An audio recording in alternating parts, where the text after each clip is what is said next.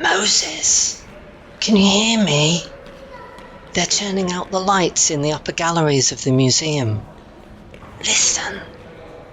It's always so quiet after the school children leave. When they tap their fingers on the walls of my glass coffin, I dream that I am watching rain falling in the Nile Delta. The fish are coming to the surface and the waters are rising beneath my feet.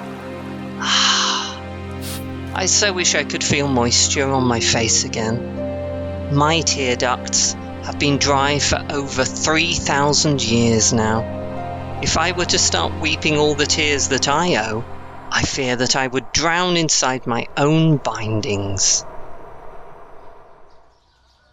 During the day, as if by some kind of divine punishment, there is a disembodied voice inside my head. The important step was to halt the process of decomposition by removing the internal organs and washing out the body with a mix of spices and palm wine, openly announcing the sacred mysteries of my forefathers' tradition for all to hear. Frankly, it's not the kind of immortality I'd imagined for myself. But enough about me. How about you, Moses? How are you bearing up?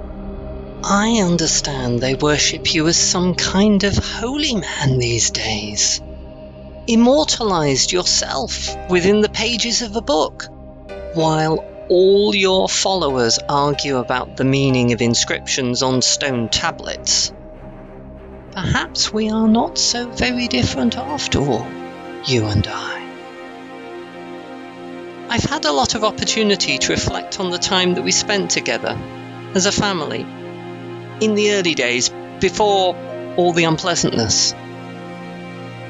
Of course, I always knew that your mother had abandoned you at a very critical age, but I tried not to make a big thing of it, for your sake. When you had your conversion experience, your face really did shine, just like they said. I felt pleased for you. But then you became some kind of zealot, a thing possessed. I admit there was a time when I almost believed that all those cataclysmic signs and wonders were a manifestation of your own fury.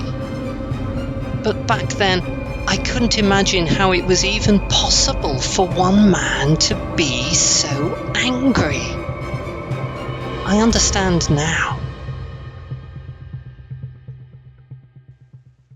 It was sheer foolishness to imagine that I could ever have believed in the message of your faceless, supreme God, the one with neither animal nor human features. Set my people free, you said. Your people. As if it was all so simple. It felt like anarchy to me. I had made a vow to serve my people. Surely, I thought, the world can only be expected to run smoothly when everyone keeps their correct place in the sacred order. But there's no point in rehearsing old arguments. Not now that many of our descendants are motherless and fatherless, fighting like stray dogs in all the lands we once held dear. Maybe our feud was too large to be contained in a generation. I dreamt it, Moses, behind the glass, and my memories returned to haunt me.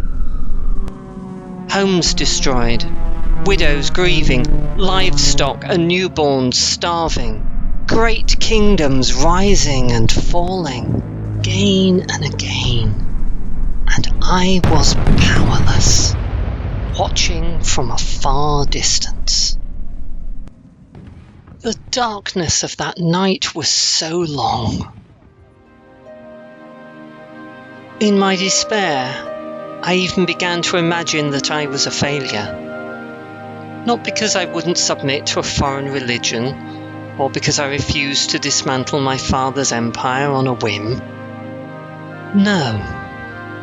I imagined that I had failed because I couldn't keep peace between brothers in my own family, and my shame was older than the stars. In the early hours of the morning, I sometimes dream that I am saying goodbye to you, Moses. Even now, after all these years, I try to say that I am sorry we fought, and I hope in time that you'll forgive me. But a great ocean is dividing us, washing the desert clean.